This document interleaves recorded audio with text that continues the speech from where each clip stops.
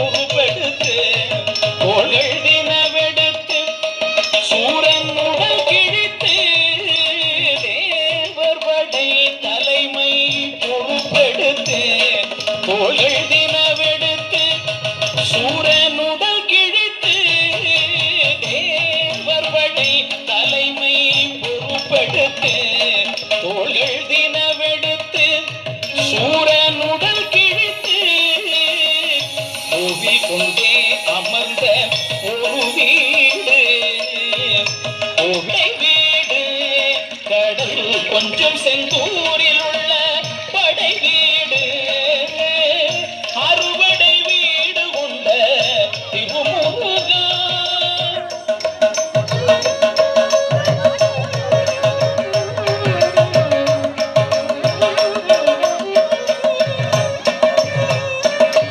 குறுநகை Deivanai